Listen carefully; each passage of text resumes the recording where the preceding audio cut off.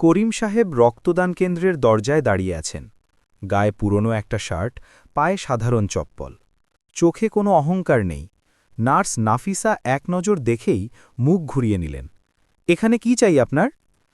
রক্ত দিতে এসেছি। নাফিসা ঠোঁটের কোণে একটা তাচ্ছিল্যের হাসি ফুটিয়ে বললেন, এই হাসপাতালে আপনার মতো মানুষের জায়গা নেই, বের হন। করিম সাহেব কিছু বললেন না, শুধু একটু হাসলেন। এই গল্পে করিম সাহেব শুধু একজন মানুষ নন, তিনি একটি প্রশ্ন। পোশাক দেখে মানুষ চেনা যায়? সম্মান কি শুধু দামি কাপড়ের অধিকার? আজকের এই গল্প আপনাকে ভেতর থেকে নাড়া দেবে। শেষ পর্যন্ত যা ঘটবে তা আপনি কল্পনাও করেননি। একটি সিদ্ধান্ত, একটি মুহূর্ত, একটি সত্য, যা চিরদিনের জন্য বদলে দেবে আপনার দেখার চোখ। তবুও বাংলাদেশকে ভালোবাসি চ্যানেলটি এখনই সাবস্ক্রাইব করুন, একটি গল্পও মিস করবেন না। চট্টগ্রামের মিরসরাই উপজেলার একটি ছোট্ট গ্রাম হাজিপুর। এই গ্রামে জন্ম নিয়েছিলেন করিম সাহেব। বাবা ছিলেন একজন সাধারণ কৃষক, মা গৃহিণী। সংসারে অভাব ছিল, কিন্তু স্বপ্নের কোনো অভাব ছিল না। ছোটবেলা থেকেই করিম সাহেবের চোখে একটাই দৃশ্য ভাসত। গ্রামের মানুষগুলো অসুস্থ হলে কোথায় যাবে? কাছের কোনো হাসপাতাল নেই, ডাক্তার নেই, ওষুধ নেই। শুধু আছে অসহায়ত্ব আর মৃত্যুর নীরব প্রতীক্ষা। পড়াশোনায় করিম সাহেব ছিলেন অসাধারণ মেধাবী। গ্রামের স্কুল থেকে বৃত্তি নিয়ে চট্টগ্রাম শহরে এলেন। সেখানে কলেজ, তারপর বিশ্ববিদ্যালয়। পড়াশোনার পাশাপাশি টিউশনি করতেন, ছোটখাটো কাজ করতেন। কোনো অহংকার ছিল না, কোনো লজ্জাও ছিল না। প্রয়োজন মেটাতে হলে কাজ করতে হবে, এটাই ছিল তার দর্শন।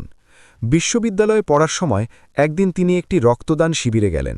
সেখানে একজন বৃদ্ধ ডাক্তার বললেন, রক্তদান শুধু শরীরের কাজ না, এটা আত্মার কাজ। সেই কথাটা করিম সাহেবের বুকে গেঁথে গেল। সেদিন থেকে প্রতি ৩ মাস অন্তর তিনি রক্ত দিতে শুরু করলেন।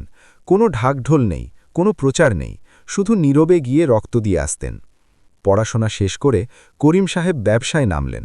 শুরুতে ছোট একটা ফার্মেসি, তারপর ওষুধ আমদানির ব্যবসা। ধীরে ধীরে সাফল্য এলো, কিন্তু সাফল্য এলেও তার জীবনযাত্রা বদলায়নি। একই রকম সাদামাটা পোশাক, একই রকম নম্র ব্যবহার। তার ব্যবসায়িক অংশীদাররা প্রায়ই বলতেন, করিম ভাই, আপনি এত টাকার মালিক, একটু ভালো পোশাক পরেন না কেন? করিম সাহেব হাসতেন, বলতেন, পোশাক আমার পরিচয় না ভাই, আমার কাজই আমার পরিচয়। বয়স যখন ৩০-এর কোঠায় পৌঁছল, তখন করিম সাহেব সিদ্ধান্ত নিলেন, বাবাকে দেওয়া সেই ছেলেবেলার প্রতিশ্রুতি পূরণ করার সময় এসেছে। তিনি তার সঞ্চিত অর্থের একটা বড় অংশ বের করলেন। কিছু জমি কিনলেন মিরসরাইয়ের কাছে, শহরের একটু বাইরে, কিন্তু গ্রামের মানুষের নাগালে। শুরু হলো নির্মাণ কাজ। হাসপাতালের নাম রাখলেন তাসলিমা মেমোরিয়াল হাসপাতাল, বোনের নামে। হাসপাতাল তৈরিতে ৩ বছর লাগল। করিম সাহেব প্রতিটি ইটের খোঁজ রেখেছেন, প্রতিটি ডাক্তারের নিয়োগ নিজে দেখেছেন। তার একটাই শর্ত ছিল, এই হাসপাতালে গরিব মানুষ বিনামূল্যে চিকিৎসা পাবে, কেউ যেন ফিরে না যায়। হাসপাতাল উদ্বোধনের দিন করিম সাহেব কোনো বড় অনুষ্ঠান করেননি, কোনো মন্ত্রী এমপি ডাকেননি, শুধু গ্রামের মানুষদের ডেকেছিলেন। সেদিন তার মায়ের চোখে জল ছিল। বাবা ততদিনে চলে গেছেন, কিন্তু করিম সাহেব অনুভব করেছিলেন বাবা কোথাও থেকে দেখছেন এবং হাসছেন। হাসপাতাল চালু হওয়ার পর করিম সাহেব একটা অদ্ভুত নিয়ম করলেন। তিনি কোনো নামফলকে তার নাম রাখলেন না। হাসপাতালের কর্মীদের বললেন, আমার নাম কোথাও লেখার দরকার নেই, হাসপাতালটাই আমার নাম। তাই হাসপাতালের নতুন কর্মীরা, বিশেষ করে যারা পরে যোগ দিয়েছেন, তারা অনেকেই জানে না আসল প্রতিষ্ঠাতা কে। শুধু জানে একটা নাম, তাসলিমা মেমোরিয়াল হাসপাতাল, এবং জানে যে এই হাসপাতাল গরিবের জন্য। করিম সাহেবের বয়স এখন ৪০। ১০ বছর ধরে হাসপাতাল চলছে। তিনি এখন ঢাকায় থাকেন, ব্যবসার কাজে। কিন্তু প্রতি ৩ মাস পরপর তিনি আসেন, নীরবে আসেন, কাউকে জানান না, শুধু রক্তদান কেন্দ্রে গিয়ে রক্ত দেন, সেই পুরনো অভ্যাস মতো। এটা তার কাছে শুধু অভ্যাস না, এটা একটা প্রতিজ্ঞা। প্রতিবার রক্ত দেওয়ার সময় তিনি মনে করেন তাসলিমাকে, মনে করেন সেই রাতটাকে। সেদিন সকালবেলা করিম সাহেব ঢাকা থেকে ট্রেনে এলেন। দীর্ঘ যাত্রা। ট্রেনে এসি কামরা ছিল, কিন্তু তিনি সাধারণ কামরায় বসলেন। পাশে একজন বৃদ্ধ কৃষক ছিলেন, তার সাথে গল্প করতে করতে পথ কাটল। স্টেশন থেকে হাসপাতালে যাওয়ার পথে একটা চায়ের দোকানে বসলেন। ১ কাপ চা খেলেন। দোকানদার একটা বিস্কুট দিল। Name sir. করিম সাহেব হাসলেন, নিলেন। তার পরনে ছিল একটা সাদা শার্ট, বেশ পুরনো, কিছুটা ছেঁড়া কলার। প্যান্টটা ঠিকঠাক, কিন্তু ইস্ত্রি নেই। পায়ে সাধারণ রাবারের চপ্পল। ট্রেনে আসতে আসতে শার্টে একটু ময়লাও লেগেছে। কেউ দেখলে বুঝবে না এই মানুষটি কোটি টাকার সম্পদের মালিক। কেউ বুঝবে না এই মানুষটি এই হাসপাতালের স্বপ্নদ্রষ্টা। আর সেটাই করিম সাহেব চান। হাসপাতালের রক্তদান কেন্দ্রে সেদিন দায়িত্বে ছিলেন নার্স নাফিসা। বয়স ২৫-২৬ হবে। মাত্র ৬ মাস আগেই হাসপাতালে যোগ দিয়েছেন। মেধাবী, পরিশ্রমী, কিন্তু মনের ভেতরে একটা অহংকারের রেখা আছে। শহরের মেয়ে, ভালো কলেজে পড়েছেন, ভালো পোশাক পরেন। তার কাছে মানুষের মূল্য অনেকটাই নির্ভর করে তারা কিভাবে দেখতে, কিভাবে কথা বলে। সেদিন সকাল থেকে কেন্দ্রে ভিড় ছিল। নাফিসা একটু ক্লান্তও ছিলেন। এমন সময় দরজায় দিয়ে ঢুকলেন করিম সাহেব। নাফিসা এক নজর দেখলেন। পুরনো শার্ট, ছেঁড়া কলার, ময়লা লাগা হাতা, পায়ে চপ্পল। তার ভেতরে একটা বিরক্তির অনুভূতি জন্ম নিল। এখানে কি চাই আপনার? করিম সাহেব শান্তভাবে বললেন, রক্ত দিতে এসেছি। নাফিসা ফাইলের দিকে তাকিয়ে থাকলেন, মুখ তুললেন না। বললেন, ফর্ম পূরণ করেছেন? না, এইমাত্র এলাম। ফর্ম ওখানে। হাত দিয়ে একটা দিক দেখালেন, কিন্তু চোখ তুললেন না। করিম সাহেব ফর্মের কাছে গেলেন, কলম তুলে লিখতে শুরু করলেন। নাম, বয়স, রক্তের গ্রুপ, ও পজিটিভ। শেষ রক্তদানের তারিখ ৩ মাস আগে। ফর্ম জমা দিতে এলেন। নাফিসা এবার ফর্মটা হাতে নিলেন, দেখলেন, তারপর আবার করিম সাহেবের দিকে তাকালেন, পা থেকে মাথা পর্যন্ত। তার মুখে একটা তাচ্ছিল্যের ভাব ফুটে উঠল। আপনি কোথা থেকে এসেছেন? ঢাকা থেকে। ঢাকা থেকে? নাফিসা একটু অবাক হলেন। তারপর সেই অবাক ভাবটা সরিয়ে আবার আগের ভঙ্গিতে ফিরে এলেন। দেখুন, এখানে অনেক রোগীর চাপ আছে। আমাদের সিস্টেম আছে। আপনার মতো সাধারণ মানুষের জন্য আলাদা ব্যবস্থা নেই। করিম সাহেব একটু থামলেন, শান্তভাবে বললেন, আমি শুধু রক্ত দিতে এসেছি। এটা তো সবার জন্যই উন্মুক্ত। নাফিসা ফর্মটা টেবিলে রেখে দিলেন, গলার স্বর একটু শক্ত করে বললেন, এই হাসপাতালে আপনার মতো মানুষের জায়গা নেই। আপনি বরং চলে যান, অন্য কোথাও যান। পেছনে দুজন জুনিয়র স্টাফ ছিলেন, তারা শুনলেন। একজন মুখ নামিয়ে নিল, আরেকজন অস্বস্তিতে অন্যদিকে তাকাল। করিম সাহেব কিছু বললেন না, শুধু একটু হাসলেন। সেই হাসিতে কোনো রাগ ছিল না, কোনো অপমান বোধ ছিল না। ছিল একটা অদ্ভুত শান্তি, যেন তিনি আগেও এরকম দেখেছেন, আগেও এরকম বুঝেছেন। ফর্মটা টেবিলে রেখে তিনি ঘুরে হাঁটতে শুরু করলেন। দরজার কাছে পৌঁছে একবার থামলেন, পেছন ফিরে তাকালেন। রক্তদান কেন্দ্রের দেয়ালে একটা পোস্টার লাগানো, রক্ত দিন, জীবন বাঁচান। তিনি সেই পোস্টারের দিকে এক মুহূর্ত তাকিয়ে রইলেন, তারপর বেরিয়ে গেলেন। বাইরে রোদ ছিল। করিম সাহেব হাসপাতালের সামনের বাগানে এসে একটা বেঞ্চে বসলেন। এই বাগানটা তিনি নিজে ডিজাইন করেছিলেন। বলেছিলেন, রোগীরা যেন একটু সবুজ দেখতে পায়। আজ সেই বাগানেই বসে আছেন তিনি, একা। পকেট থেকে একটা ছোট ডায়েরি বের করলেন। তাতে তাসলিমার একটা ছবি ছিল, ছোটবেলার, হলুদ হয়ে যাওয়া ছবি। করিম সাহেব সেই ছবির দিকে তাকালেন। তাসলিমা, মনে মনে বললেন, আজ একটু দেরি হবে, কিন্তু রক্ত দেবই। এই ছিল সেই সকাল, যে সকালে একটা ছোট্ট ঘটনা ঘটেছিল, হাসপাতালের একটা কোণে, দুজন মানুষের মধ্যে। বাইরে থেকে দেখলে মনে হবে তুচ্ছ একটা বিষয়, কিন্তু এই তুচ্ছ মুহূর্তটাই একদিন পুরো হাসপাতালকে নাড়িয়ে দেবে। প্রশ্ন তুলবে, আমরা মানুষকে কিভাবে দেখি, পোশাকে নাকি মনে? সেই উত্তর আসতে এখনও কিছুটা সময় বাকি। করিম সাহেব বাগানের বেঞ্চে বসে আছেন। রোদটা একটু একটু করে চড়ছে। সকাল 10টা বাজে। হাসপাতালের সামনে দিয়ে মানুষ আসছে যাচ্ছে, রুগী, স্বজন, নার্স, ডাক্তার। কেউ তার দিকে তাকাচ্ছে না, কেউ চিনছে না। তিনি বসে বসে দেখছেন। এই হাসপাতালের প্রতিটা ইঁট তার চেনা। ওই যে জরুরি বিভাগের দরজা, সেটা তিনি নিজে গিয়ে বেছে এনেছিলেন। বলেছিলেন, দরজা যেন বড় হয়, স্ট্রেচার সহজে ঢুকতে পারে। ওই যে শিশু বিভাগের জানালায় হলুদ পর্দা, সেটা তার মায়ের পছন্দ ছিল। বলেছিলেন, বাচ্চারা ভালো রং দেখলে ভয় কম পাবে। 10 বছর আগের স্মৃতি।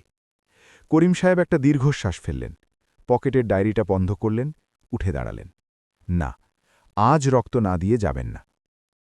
হাসপাতালের ভেতরে তখন একটা ঝড় তৈরি হচ্ছিল, নীরবে, ধীরে। রক্তদান কেন্দ্রের পাশের করিডোরে দাঁড়িয়েছিলেন ডাক্তার তানভীর আহমদ। বয়স 32। এই হাসপাতালে 3 বছর ধরে আছেন। ইন্টার্নশিপ করেছেন এখানেই, তারপর পার্মানেন্ট পোস্টিং। এই হাসপাতালকে তিনি ভালোবাসেন, কারণ এই হাসপাতাল তাকে শিখিয়েছে গরিব মানুষের সেবা করাটা পেশা না, এটা দায়িত্ব। তানভীর করিডোর দিয়ে হাঁটছিলেন, তখন রক্তদান কেন্দ্রের কাছে একটু থামলেন। ভেতর থেকে নাফিসার গলার স্বর শুনতে পেয়েছিলেন, এই হাসপাতালে আপনার মতো মানুষের জায়গা নেই। তানভীর থমকে গেলেন। দরজার ফাঁক দিয়ে দেখলেন একজন মধ্যবয়স্ক মানুষ চলে যাচ্ছেন, পুরনো শার্ট, চপ্পল, মুখে কোনো রাগ নেই। তানভীর কিছু বললেন না সেই মুহূর্তে, কিন্তু বুকের ভেতরে একটা অস্বস্তি জমতে শুরু করল। করিম সাহেব এবার সরাসরি হাসপাতালের মূল ভবনে ঢুকলেন, রিসেপশনে গেলেন। রিসেপশনে বসা মেয়েটির নাম মিতু, বয়স ২১, নতুন জয়েন করেছে। করিম সাহেবকে দেখে সে স্বাভাবিকভাবেই জিজ্ঞেস করল, জি স্যার, কি লাগবে? রক্তদান কেন্দ্রে যেতে চাই, একটু আগে গিয়েছিলাম, কিন্তু কোনো সমস্যা হয়েছে? মিতু সরলভাবে জিজ্ঞেস করল।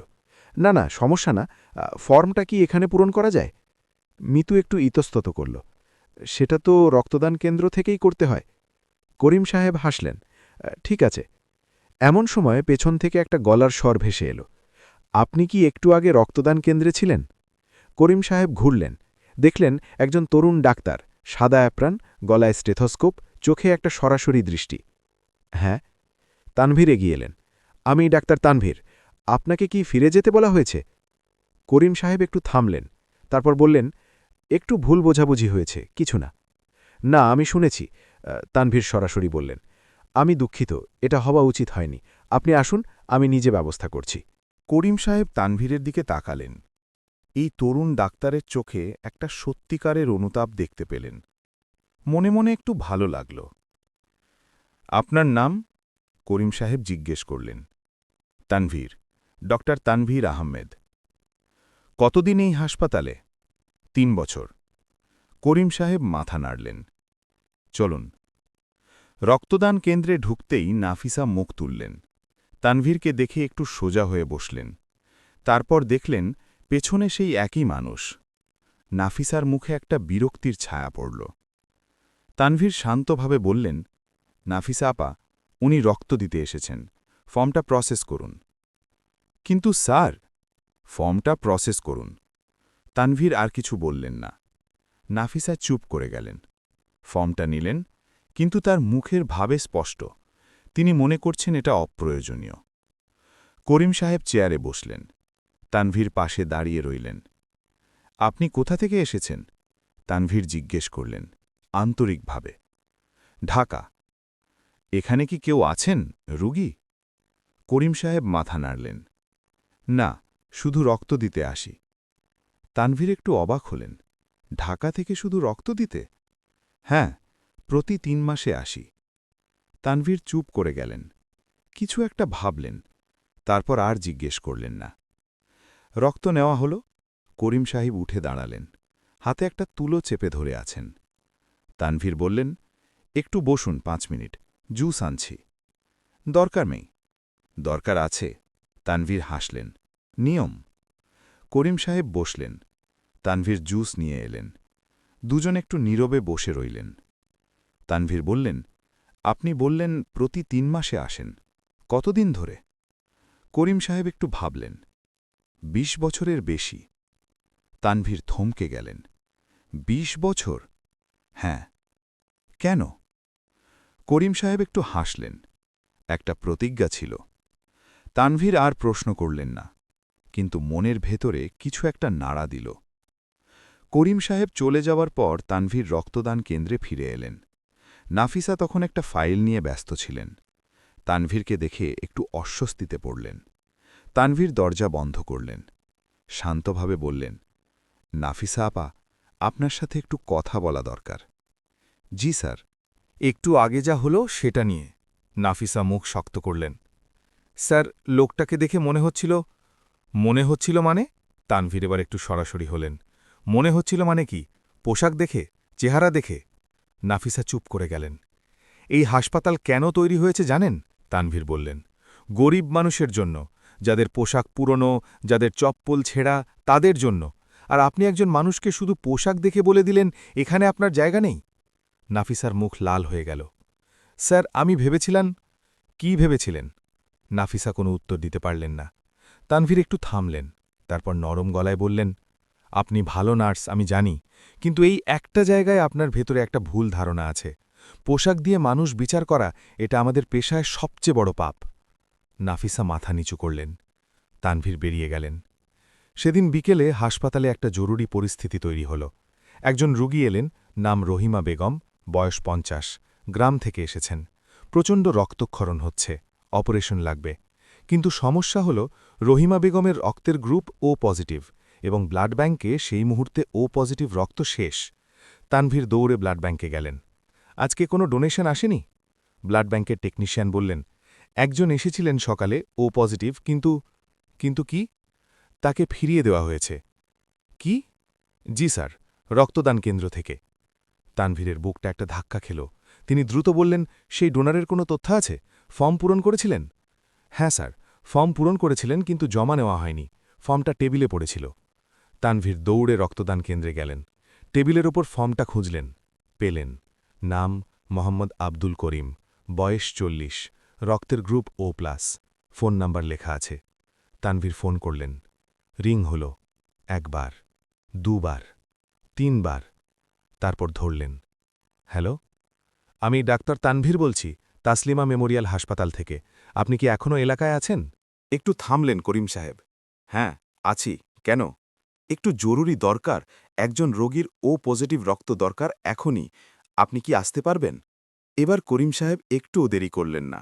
১০ মিনিটে আসছি। করিম সাহেব যখন হাসপাতালে ঢুকলেন তখন পরিস্থিতি আরও জটিল হয়ে গেছে। রহিমা বেগমের অবস্থা দ্রুত খারাপ হচ্ছে। অপারেশন থিয়েটার প্রস্তুত, কিন্তু রক্ত ছাড়া অপারেশন সম্ভব না। তানভীর দরজার সামনে দাঁড়িয়েছিলেন। করিম সাহেবকে দেখেই এগিয়ে এলেন। আসুন, দ্রুত আসুন। করিম সাহেব এলেন। কোনো প্রশ্ন নেই, কোনো দ্বিধা নেই। রক্তদান কেন্দ্রে তখন নাফিসাও ছিলেন। করিম সাহেবকে দেখে তার মুখ থেকে কথা সরল না। করিম সাহেব তার দিকে তাকালেন, চোখে চোখ পড়ল। তারপর শান্তভাবে চেয়ারে বসলেন। নাফিসা নিজেই এগিয়ে এলেন, কাঁপা হাতে সুই ধরলেন। আমি দুঃখিত, খুব আস্তে বললেন। করিম সাহেব কিছু বললেন না, শুধু বাহু বাড়িয়ে দিলেন। রক্ত নেওয়া হল। সেই রক্ত চলে গেল অপারেশন থিয়েটারে। রহিমা বেগমের অপারেশন শুরু হল। বাইরের ওয়েটিং রুমে রহিমা বেগমের ছেলে বসে আছে, বয়স ২০, নাম সজীব, কাঁদছে। হাতে কোনো টাকা নেই, শুধু মাকে নিয়ে এসেছে, আর কিচ্ছু নিয়ে আসেনি।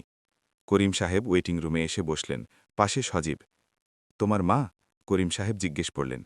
সজীব মাথা নাড়ল। হ্যাঁ চাচা। চিন্তা করো না, ডাক্তাররা ভালো। সজীব কান্না থামানোর চেষ্টা করল। চাচা, আমার কাছে টাকা নেই, অপারেশনের খরচ কিভাবে দেব? করিম সাহেব তার দিকে তাকালেন। এই হাসপাতালে গরিব মানুষের বিনামূল্যে চিকিৎসা হয়, তুমি জানো না? জানতাম না। এখন জানলে? করিম সাহেব হাসলেন। তোমার মায়ের কোনো খরচ লাগবে না। সজীব অবাক হয়ে তাকাল, তারপর আবার কাঁদতে শুরু করল, এবার কৃতজ্ঞতায়। করিম সাহেব তার পিঠে একটা হাত রাখলেন। ২ ঘণ্টা পর অপারেশন সফল হল। তানভীর বেরিয়ে এলেন অপারেশন থিয়েটার থেকে, মুখে স্বস্তির হাসি। সজীব দৌড়ে এলো। মা ঠিক আছে? হ্যাঁ, ঠিক আছে, একটু পরে দেখতে পারবে। সজীব হাঁটু ভেঙে পড়ে গেল প্রায়। তানভীর তাকে ধরলেন। তানভীর তখন চারপাশে তাকালেন। করিম সাহেবকে খুঁজলেন, কিন্তু করিম সাহেব নেই। ওয়েটিং রুমে নেই, করিডোরে নেই। তানভীর দ্রুত বাইরে গেলেন, বাগানে গেলেন। করিম সাহেব সেখানে নেই। মিতুকে জিজ্ঞেস করলেন রিসেপশনে। একটু আগে একজন মধ্যবয়স্ক মানুষ ছিলেন, পুরনো সাদা শার্ট, দেখেছ? হ্যাঁ স্যার, একটু আগে বেরিয়ে গেছেন রিকশা নিয়ে। তানভীর থমকে গেলেন। চলে গেছেন, কাউকে কিছু না বলে, কোনো ধন্যবাদ না নিয়ে, কোনো পরিচয় না দিয়ে। পরদিন হাসপাতালের বার্ষিক প্রতিষ্ঠাবার্ষিকী। ১০ বছর পূর্ণ হল তাসলিমা মেমোরিয়াল হাসপাতালের। ছোট্ট একটা অনুষ্ঠান। হাসপাতালের হলরুমে স্থানীয় কিছু বিশিষ্ট ব্যক্তি, ডাক্তার, নার্স, স্টাফ সবাই আছেন। অনুষ্ঠানের শুরুতে হাসপাতালের পরিচালক ডাক্তার রাশেদ সাহেব মাইক্রোফোনে দাঁড়ালেন। বললেন, আজ আমাদের এই হাসপাতালের ১০ বছর পূর্ণ হল। এই উপলক্ষে আমরা আমাদের প্রতিষ্ঠাতার একটি প্রতিকৃতি উন্মোচন করব। তিনি চাননি কখনো পরিচিত হতে, কিন্তু আমরা মনে করি যিনি এই স্বপ্ন দেখেছেন তাকে মানুষ জানুক। হলরুমে একটা সাদা কাপড়ে ঢাকা ছবি আছে দেওয়ালে। ডাক্তার রাশেদ এগিয়ে গেলেন, কাপড়টা টানলেন, ছবি বেরিয়ে এলো। নাফিসা সামনের সারিতে বসেছিলেন। ছবিটা দেখামাত্র তার শরীর একটা ধাক্কা খেল। সেই মুখ, সেই চোখ, সেই শান্ত হাসি, গতকাল যাকে তিনি বলেছিলেন এই হাসপাতালে আপনার মতো মানুষের জায়গা নেই, সেই মানুষটির ছবি এখন দেওয়ালে। ডাক্তার রাশেদ বললেন, আমাদের প্রতিষ্ঠাতা মোহাম্মদ আব্দুল করিম সাহেব, যিনি নিজের সমস্ত সঞ্চয় দিয়ে এই হাসপাতাল গড়েছেন, যিনি চাননি কোনো নাম ফলকে তার নাম থাকুক, যিনি প্রতি ৩ মাসে নীরবে এসে রক্ত দেন, কারণ বলেন এটা তার প্রতিজ্ঞা। হলরুমে নীরবতা। তারপর একটা করতালি শুরু হল, কিন্তু নাফিসা হাত তুলতে পারলেন না। তার হাত কাঁপছে, চোখে জল এসে গেছে। তানভীর পাশে বসেছিলেন। নাফিসার মুখ দেখলেন, বুঝলেন, কিছু বললেন না। অনুষ্ঠান শেষ হবার পর নাফিসা উঠে দাঁড়ালেন, কিন্তু পা চলছে না, ঠায় দাঁড়িয়ে রইলেন। তানভীর এলেন। আপনি কি ঠিক আছেন? নাফিসা কোনো কথা বলতে পারলেন না, শুধু মাথা নাড়লেন। তারপর আস্তে বললেন, আমি জানতাম না। আমি জানি, কিন্তু এটা কোনো অজুহাত না। নাফিসার গলা কাঁপল। আমি জানতাম না বলেই কি পোশাক দেখে একজন মানুষকে তাড়িয়ে দেওয়া ঠিক ছিল? তানভীর চুপ করে রইলেন। নাফিসা নিজেই উত্তর দিলেন, না, ঠিক ছিল না। তিনি প্রতিষ্ঠাতা না হলেও ঠিক ছিল না। ৩ দিন পরে নাফিসা একটা চিঠি লিখলেন, হাতে লেখা, ৩ পৃষ্ঠা। তানভীরকে দিলেন। এটা কি করিম সাহেবের কাছে পাঠানো যাবে? তানভীর চিঠিটা হাতে নিলেন। আমি চেষ্টা করব। তানভীর হাসপাতালের পুরনো রেকর্ড ঘেটে করিম সাহেবের ঢাকার ঠিকানা বের করলেন, চিঠি পাঠালেন। ৭ দিন পরে করিম সাহেব চিঠিটা পেলেন, বসলেন, খুললেন, পড়লেন। চিঠিতে নাফিসা লিখেছেন, করিম স্যার, আমি জানি না আপনি এই চিঠি পড়বেন কিনা। হয়তো পড়বেন না, হয়তো আপনি অনেক আগেই ক্ষমা করে দিয়েছেন, কারণ আপনার চোখে সেই রাগ আমি দেখিনি। কিন্তু আমার বুকে এই ভার আছে। আমি পোশাক দেখে আপনাকে বিচার করেছিলাম। আপনার মতো একজন মানুষকে, যিনি নিজের স্বপ্ন দিয়ে এই হাসপাতাল গড়েছেন, তাকে আমি বলেছিলাম আপনার মতো মানুষের এখানে জায়গা নেই। আমি ক্ষমা চাইছি। জানি ক্ষমা পাবার যোগ্য আমি নই, কিন্তু আমি প্রতিজ্ঞা করছি, আজ থেকে আমি কোনো মানুষকে পোশাক দিয়ে বিচার করব না, কক্ষনো না। করিম সাহেব চিঠিটা রাখলেন, জানালার বাইরে তাকালেন। ঢাকার ব্যস্ত রাস্তা, শত মানুষ হাঁটছে, কত রকম পোশাক, কত রকম চেহারা। তিনি একটু হাসলেন, তারপর কলম তুললেন। নাফিসা চিঠির উত্তর পেলেন ১০ দিন পরে, মাত্র ৩ লাইন। নাফিসা, রাগ করিনি, ক্ষমা করার কিছু নেই। শুধু মনে রেখো, মানুষের মূল্য তার পোশাকে না, তার মনে। তুমি এটা বুঝেছ, এটাই যথেষ্ট। ভালো থেকো, করিম। নাফিসা চিঠিটা বুকে চেপে ধরলেন, চোখ বন্ধ করলেন। কিন্তু গল্প এখানেই শেষ নয়। পরের মাসে হাসপাতালে একটা বৈঠক হল। বিষয় হাসপাতালের নতুন নীতিমালা। তানভীর সেই বৈঠকে একটা প্রস্তাব রাখলেন। আমি চাই এই হাসপাতালে প্রতিটি নতুন কর্মীকে প্রথম দিনেই একটা বিষয় শেখানো হোক। পোশাক দেখে রোগী বা দর্শনার্থী বিচার করা যাবে না। কেউ এই নিয়ম ভাঙলে তাকে জবাবদিহি করতে হবে। ড রাশেদ বললেন, এই প্রস্তাব কোথা থেকে এলো? তানভীর সংক্ষেপে ঘটনাটা বললেন। হলরুমে নীরবতা নামল। তারপর ড রাশেদ বললেন, প্রস্তাব গৃহীত হল। আরও ১ মাস পরে করিম সাহেব আবার এলেন। এবারও পুরনো শার্ট, এবারও চপ্পল। রক্তদান কেন্দ্রের দরজায় দাঁড়ালেন। ভেতরে নাফিসা বসে আছেন। চোখে চোখ পড়ল। নাফিসা উঠে দাঁড়ালেন, এগিয়ে এলেন। আসুন স্যার। গলা কাঁপছে, কিন্তু চোখে দৃঢ়তা। করিম সাহেব ঢুকলেন, চেয়ারে বসলেন। নাফিসা ফর্ম এগিয়ে দিলেন। করিম সাহেব ফর্ম পূরণ করলেন। কেউ কোনো কথা বললেন না, কিন্তু দুজনের মধ্যে একটা নীরব বোঝাপড়া হয়ে গেল, যা কোনো কথাই বলা যায় না। রক্ত নেওয়া হল। নাফিসা যখন সুই তুললেন, তখন তার হাত একটুও কাঁপল না। সেদিন যাওয়ার আগে করিম সাহেব একবার থামলেন, দেওয়ালের দিকে তাকালেন। একটা নতুন পোস্টার লাগানো হয়েছে, হাতে আঁকা, সুন্দর করে লেখা, মানুষকে দেখো মনে, পোশাকে নয়। করিম সাহেব পোস্টারটা দেখলেন, তারপর নাফিসার দিকে তাকালেন। নাফিসা বললেন, আমি এঁকেছি। করিম সাহেব কিছু বললেন না, শুধু হাসলেন। সে একই হাসি, শান্ত, গভীর, নিরহংকার। তারপর বেরিয়ে গেলেন। বাইরে রোদ ছিল। বাগানের বেঞ্চে একটু বসলেন, পকেট থেকে ডায়েরি বের করলেন। তাসলিমার ছবিটা দেখলেন। তাসলিমা মনে মনে বললেন, আজকে একটু ভালো লাগছে। বাতাস এলো, গাছের পাতা নড়ল। করিম সাহেব উঠলেন, রিকশা ডাকলেন। জীবন চলতে থাকল। গল্পটি ভালো লাগলে এখনই লাইক দিন। তবুও বাংলাদেশকে ভালোবাসি চ্যানেলটি সাবস্ক্রাইব করুন। সেদিন সন্ধ্যায় হাসপাতালের করিডোর অনেকটাই ফাঁকা হয়ে গিয়েছিল। দিনের ব্যস্ততা কমে এসেছে। নার্সরা শিফট বদলাচ্ছেন, ডাক্তাররা রাউন্ড শেষ করছেন। হাসপাতালের ভেতরে একটা থমথমে নীরবতা। কিন্তু সেই নীরবতার ভেতরেও কিছু একটা ঘুরছিল, অদৃশ্যভাবে। করিম সাহেবের চলে যাওয়ার পর থেকে তানভীরের মাথায় একটাই প্রশ্ন ঘুরছিল, কে এই মানুষ? কেন এতটা নীরব? কেন প্রতি 3 মাসে আসেন? 20 বছর ধরে? তানভীর তার চেম্বারে বসে ফাইল দেখছিলেন, কিন্তু মন ছিল না। কলম রাখলেন, চেয়ারে হেলান দিলেন। মাথার ভেতরে করিম সাহেবের সেই শান্ত হাসিটা ঘুরছে। পাশের ওয়ার্ডে তখন রহিমা বেগম জ্ঞান ফিরে পেয়েছেন। চোখ খুলে প্রথমে ছেলে সজীবকে দেখলেন। সজীব মায়ের হাত ধরে বসেছিল। মা, ভালো আছো? রহিমা বেগম আস্তে মাথা নাড়লেন। গলা শুকিয়ে গেছে। সজীব পানি দিল। একটু পর রহিমা বেগম ফিসফিস করে বললেন, আমি বাঁচলাম কিভাবে? সজীব বলল, একজন মানুষ রক্ত দিয়েছেন মা, না হলে। রহিমা বেগম চোখ বন্ধ করলেন, ঠোঁট নড়ল, দোয়া পড়ছেন। কে সে? সজীব একটু থামল।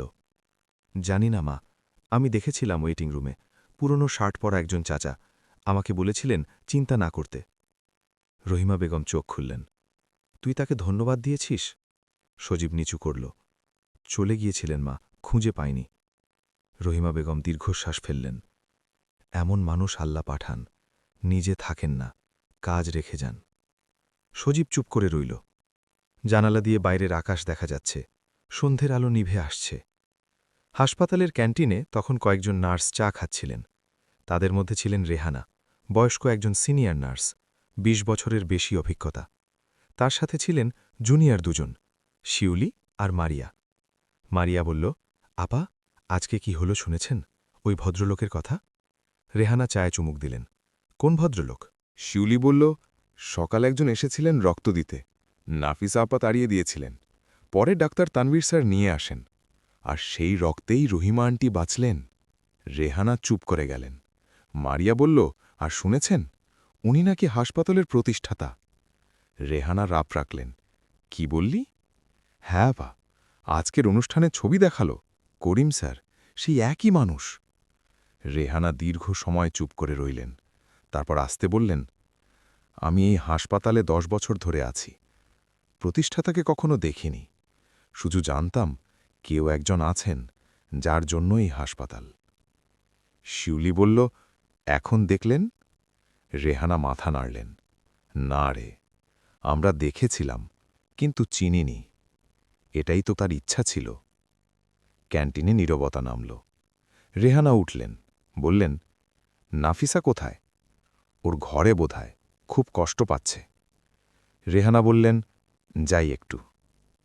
নাফিসা তার ছোট্ট স্টাফ রুমে বসে আছেন, বিছানায় হেলান দিয়ে, চোখ লাল। কাঁদছেন না, কিন্তু কাঁদার চেয়েও ভারী একটা অনুভূতি বুকে চেপে আছে। টেবিলে একটা কাগজ, নিজের হাতে কিছু লিখছিলেন, তারপর কলম রেখে দিয়েছেন। দরজায় টোকা পড়ল। কে? আমি রেহানা। নাফিসা উঠলেন, দরজা খুললেন। রেহানা ঢুকলেন, একবার ঘুরে দেখলেন ঘরটা, তারপর নাফিসার পাশে বসলেন। কিছুক্ষণ কেউ কথা বললেন না। রেহানা বললেন, কি লিখছিলে? নাফিসা টেবিলের কাগজটা দেখালেন। চিঠি লিখছিলাম, করিম স্যারকে। রেহানা কাগজের দিকে তাকালেন। শেষ করো। কি লিখব, কি বলবো? কোনো কথাই কি এটা ঠিক হবে? রেহানা একটু ভাবলেন, তারপর বললেন, না, ঠিক হবে না, কিন্তু চিঠিটা তোমার জন্য, তার জন্য নয়। নাফিসা অবাক হয়ে তাকালেন। রেহানা বললেন, যখন ভুল করি তখন ক্ষমা চাওয়াটা শুধু অন্যের জন্য না, নিজের বুকের ভার নামানোর জন্যও। লিখে ফেলো। নাফিসা আস্তে কলম তুললেন। রেহানা উঠলেন, আমি বাইরে আছি। করিডোরে বেরিয়ে রেহানা একটু থামলেন, তার মনে পড়ল বছর 5 আগের একটা কথা। তখন রেহানা নতুন একজন রোগীকে দেখে বিরক্ত হয়েছিলেন। রোগীটা বারবার একই প্রশ্ন করছিল, ব্যবহারও ভালো ছিল না। রেহানা একটু রুক্ষ আচরণ করেছিলেন। পরে জেনেছিলেন রোগীটা আসলে মানসিকভাবে অসুস্থ ছিলেন। সেটা তার ফাইলে লেখা ছিল, কিন্তু রেহানা পড়েননি। সেই রাতে রেহানা ঘুমাতে পারেননি। আজ নাফিসার মুখে নিজেকে দেখতে পেলেন। রেহানা মাথা নিচু করে হাঁটলেন। রাত 9টায় তানভীর হাসপাতাল থেকে বের হলেন। বাইরে রিকশা নিলেন, বাসার দিকে যাচ্ছেন। রিকশায় বসে ফোন বের করলেন। করিম সাহেবের নম্বরে মিসড কল দিলেন সকালে। ভাবলেন একটা মেসেজ করবেন। তারপর থামলেন। কি লিখবেন? আপনি হাসপাতালের প্রতিষ্ঠাতা জানতাম না? না, এটা ঠিক হবে না। আপনাকে ধন্যবাদ? না, এতে কিছু বলা হয় না। তানভীর ফোন রেখে দিলেন। রিকশা চলছে। রাস্তার দুপাশে দোপানের আলো, মানুষের ভিড়। তানভীর ভাবলেন, করিম সাহেব কেন এভাবে থাকেন? এত বড় হাসপাতাল, এত সম্পদ, তবু পুরনো শার্ট, সাধারণ চপ্পল। কাউকে জানান না, কোনো প্রচার নেই। উত্তরটা একটু পরেই মাথায় এলো। কারণ তিনি প্রমাণ করতে চান না। তিনি বাঁচতে চান, সত্যিকারের বাঁচা। তানভীর জানালার বাইরে তাকালেন। রাতের আকাশে একটা তারা দেখা যাচ্ছে। মনে মনে ভাবলেন, আমি কি এভাবে পারব? পরদিন সকালে হাসপাতালে একটা ছোট ঘটনা ঘটল। একজন রোগী এলেন, বয়স্ক মানুষ, হাতে লাঠি, পরনে মলিন লুঙ্গি আর গেঞ্জি। রিসেপশনে এসে বললেন, বাবা, আমার পেটে অনেক ব্যথা, ডাক্তার দেখাবো। মিতু, রিসেপশনের মেয়ে, 1 সেকেন্ডও দেরি না করে বলল, আসুন চাচা, বসুন, আমি ডাক্তার ডাকছি। পাশ থেকে নাফিসা দেখলেন। গতকালের ঘটনার আগে হলে নাফিসা হয়তো মুখ ঘুরিয়ে নিতেন, ভাবতেন আরেকজন গ্রাম থেকে আসা মানুষ। আজ তিনি নিজে এগিয়ে গেলেন। চাচা, আমি সাহায্য করছি, আসুন। বৃদ্ধ মানুষটা একটু অবাক হলেন, তারপর হাসলেন দাঁতহীন হাসি। বাজান, তুমি ডাক্তার? না চাচা, নার্স, কিন্তু ডাক্তার ডেকে দেব। অনেক দূর থেকে এসেছি বাজান, পায়ে হেঁটে। নাফিসা থামলেন। পায়ে হেঁটে? হ্যাঁ, 5 কিলোমিটার, রিকশার ভাড়া নেই। নাফিসার বুকে একটা মোচড় দিল। তিনি বৃদ্ধকে ধরে ভেতরে নিয়ে গেলেন। সেদিন দুপুরে তানভীর ক্যান্টিনে বসে ভাত খাচ্ছিলেন। পাশে বসলেন রেহানা। রেহানা বললেন, তানভীর স্যার, একটা কথা জিজ্ঞেস করব? বলুন। করিম স্যার কি জানেন যে আমরা জেনে গেছি? তানভীর একটু ভাবলেন। হয়তো জানেন, হয়তো জানেন না, কিন্তু আমার মনে হয় তার কাছে এটা বড় বিষয় না। রেহানা বললেন, মানে? মানে তিনি চেনা হতে আসেননি, রক্ত দিতে এসেছিলেন। সেটা করতে পেরেছেন কিনা সেটাই তার কাছে আসল। রেহানা চুপ করে রইলেন কিছুক্ষণ, তারপর বললেন, এরকম মানুষ হওয়া কঠিন। হ্যাঁ, তানভীর বললেন, কিন্তু অসম্ভব না। বিকেলে নাফিসার শিফট শেষ হল। বের হওয়ার আগে তিনি রক্তদান কেন্দ্রের দেয়ালে নতুন পোস্টারটা লাগালেন, নিজের হাতে আঁকা। মানুষকে দেখো মনে, পোশাকে নয়। পোস্টার লাগাতে লাগাতে হাত একটু কাঁপল। শিউলি পাশে দাঁড়িয়েছিল, বলল, সুন্দর হয়েছে আপা। নাফিসা পেছনে সরে দাঁড়ালেন, পোস্টারটা দেখলেন। যথেষ্ট না, বললেন নিজেই, কিন্তু শুরু। সেই রাতে সজীব রহিমা বেগমের পাশে বসেছিল। মা ঘুমাচ্ছেন। সজীব ভাবছে সেই মানুষটার কথা। পুরনো শার্ট, চপ্পল। ওয়েটিং রুমে বসে বলেছিলেন, চিন্তা করো না। সজীব তার মোবাইল বের করল, একটা নোট লিখল। আজ একজন মানুষের রক্তে আমার মা বাঁচলেন। তার নাম জানি না, চেহারা মনে আছে। পুরনো পোশাক, শান্ত চোখ, একটু হাসি। এই মানুষটাকে কোনো দিন ভুলব না। লিখে থামল, তারপর আরেকটু লিখল, বড় হয়ে আমিও রক্ত দেব, প্রতি 3 মাসে। ঢাকায় সেই রাতে করিম সাহেব তার ছোট্ট অফিসে বসেছিলেন। সামনে কাগজপত্র, হাসপাতালের পরবর্তী বছরের বাজেট দেখছিলেন। ফোন এলো ডাক্তার রাশেদের। করিম ভাই, আজকের অনুষ্ঠানটা ভালো হলো, আপনার ছবি উন্মোচন হল। করিম সাহেব একটু থামলেন। জানলাম। তুমি কি বিরক্ত হয়েছ? না, করিম সাহেব হাসলেন। তোমরা যা ভালো মনে করেছ করেছ। রাশেদ সাহেব বললেন, একটা কথা বলবো? বলো। গতকাল একটা ঘটনা হয়েছে। রাশেদ সাহেব সংক্ষেপে বললেন, নাফিসার কথা, তাড়িয়ে দেওয়ার কথা, পরে রক্তদানের কথা, রহিমা বেগমের অপারেশনের কথা। করিম সাহেব শুনলেন, কিছু বললেন না। রাশেদ সাহেব বললেন, আপনি কি জানতেন? হ্যাঁ। তাহলে আপনি কেন কিছু বলেননি, কেন পরিচয় দেননি? করিম সাহেব একটু চুপ করে রইলেন। তারপর বললেন, রাশেদ, পরিচয় দিলে কি হতো? নার্স ভয় পেত, ক্ষমা চাইত ভয়, শাস্তির ভয়।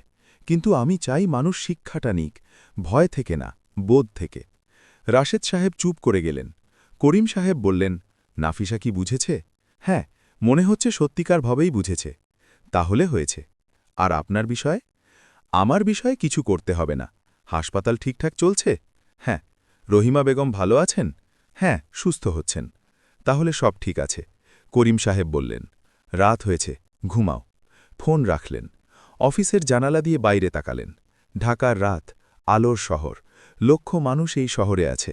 প্রতিটি মানুষের একটা গল্প আছে, প্রতিটি মানুষের একটা ব্যথা আছে। করিম সাহেব পকেট থেকে ডায়েরি বের করলেন। তাসলিমার ছবি। তাসলিমা মনে মনে বললেন, আজ একজন মহিলা বাঁচলেন। তোমার মতো কেউ বাঁচল, এটাই তো চেয়েছিলাম।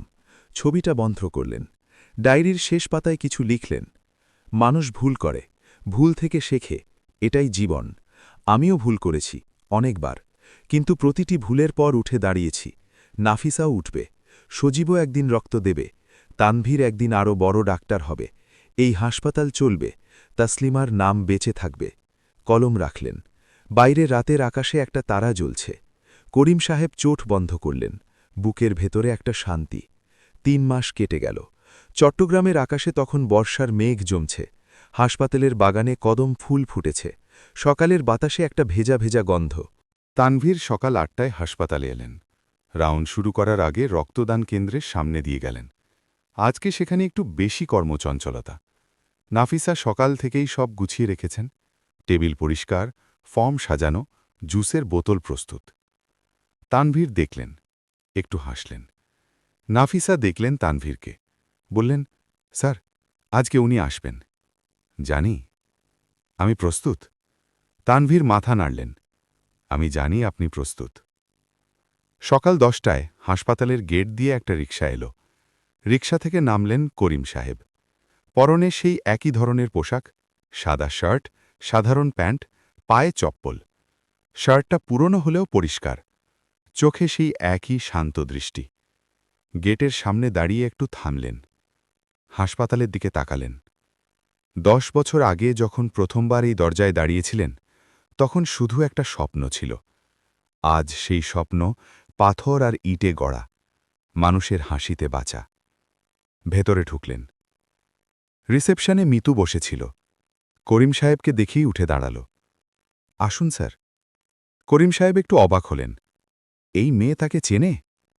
মিতু বলল, আমি জানি আপনি কে স্যার, গত মাসে অনুষ্ঠানে ছবি দেখেছি। করিম সাহেব একটু হাসলেন। তাই নাকি? হ্যাঁ স্যার। আপনি কি সরাসরি রক্তদান কেন্দ্রে যাবেন? হ্যাঁ। আমি একটু এগিয়ে দেব? করিম সাহেব মাথা নাড়লেন। দরকার নেই মা, পথ চিনি। মিতু হাসল, কিন্তু চোখ একটু ভিজে গেল। করিম সাহেব হেঁটে গেলেন করিডর ধরে। পথে কয়েকজন নার্স দেখলেন। দুজন মাথা নত করলেন, একজন সরে দাঁড়ালেন। কেউ কিছু বললেন না, কিন্তু সবার চোখে একটা বিশেষ ভাব।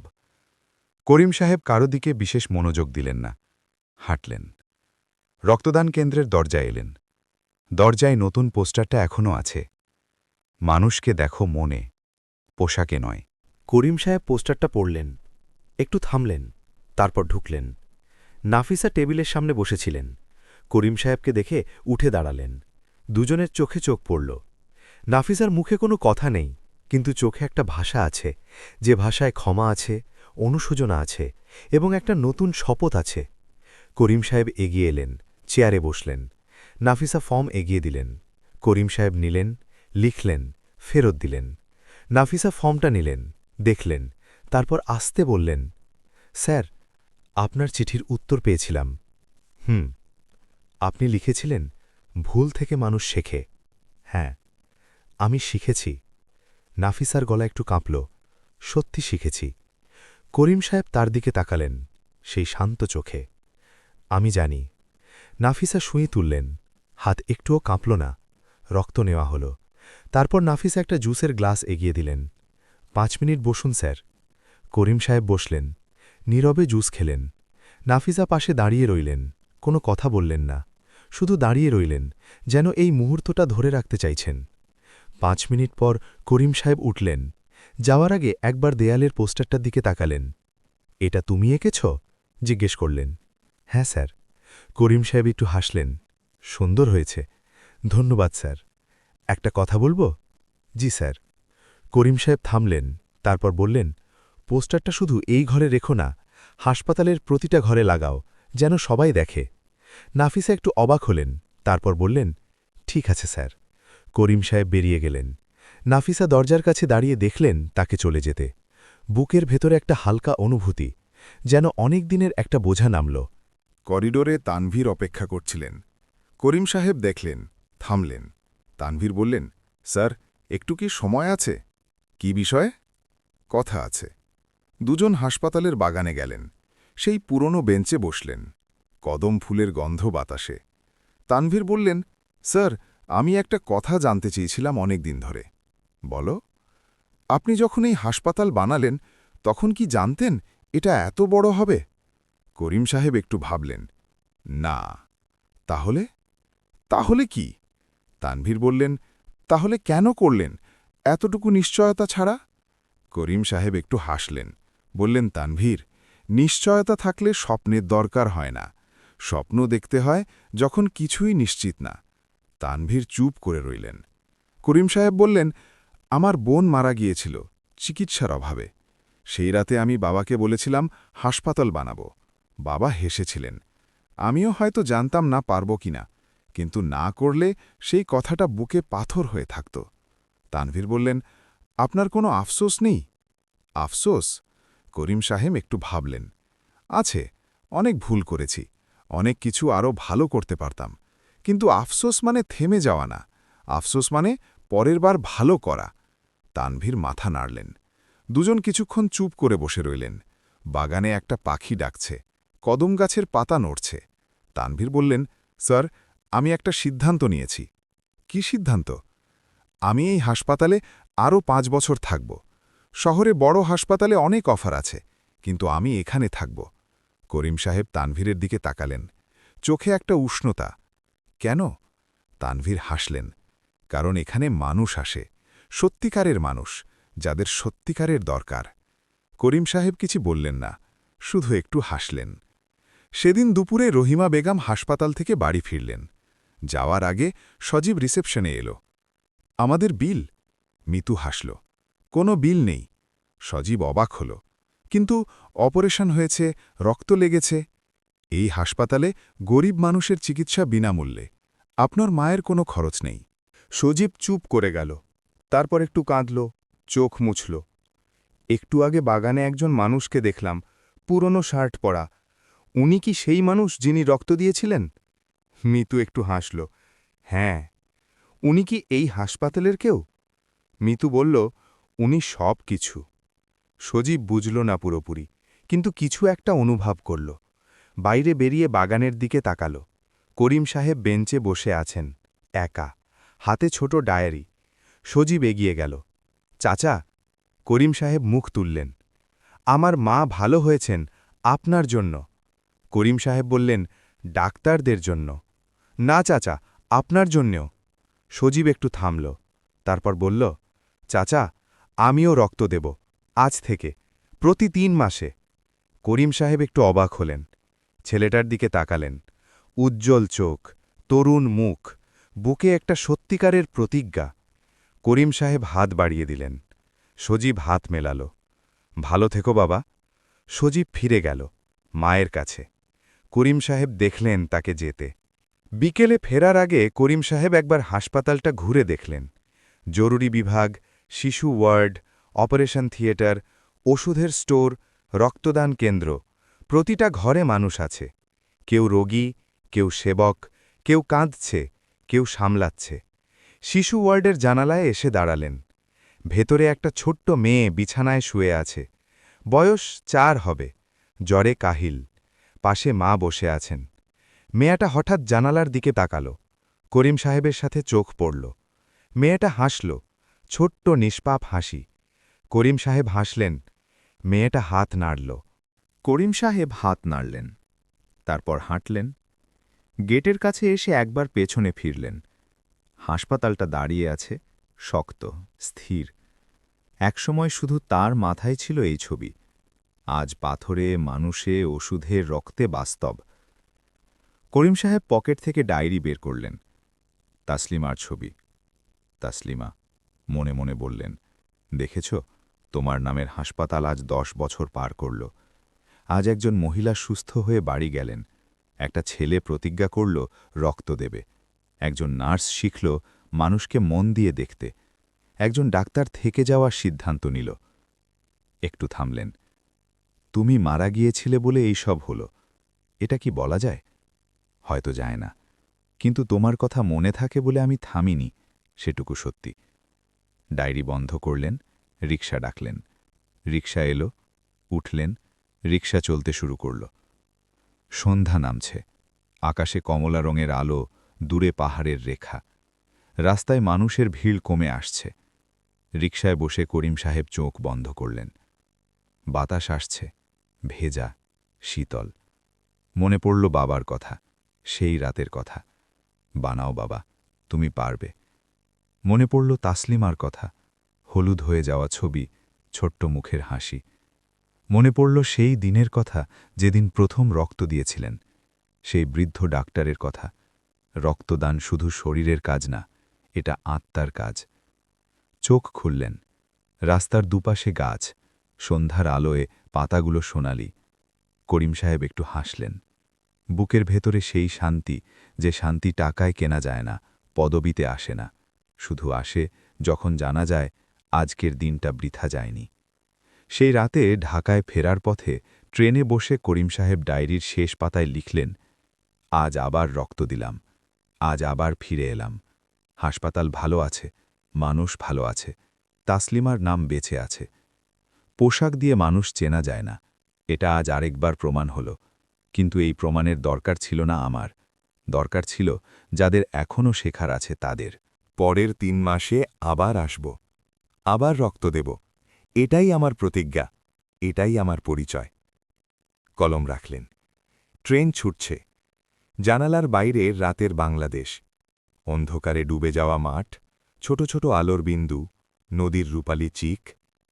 করিম সাহেব জানালার বাইরে তাকিয়ে রইলেন। এই মাটি তার, এই মানুষগুলো তার। কোনো পরিচয়ের দরকার নেই, কোনো নামফলকের দরকার নেই। শুধু দরকার বেঁচে থাকা, কাজ করা, ভালোবাসা। মাটির মানুষ মাটিতেই থাকেন, আর সেখান থেকেই বদলে দেন আকাশ। আপনি যদি করিম সাহেবের মতো মাটির মানুষদের গল্প আরও শুনতে চান, তাহলে এখনই তবুও বাংলাদেশকে ভালোবাসি চ্যানেলটি সাবস্ক্রাইব করুন। বেল আইকনটা চাপুন, একটা গল্পও মিস করবেন না। কারণ এখানে প্রতিটি গল্প আপনার মনকে নাড়া দেবে, আপনার চোখে জল আনবে, আর আপনাকে মনে করিয়ে দেবে এই দেশে এখনও ভালো মানুষ আছে। এই দেশকে তবুও ভালোবাসা যায়।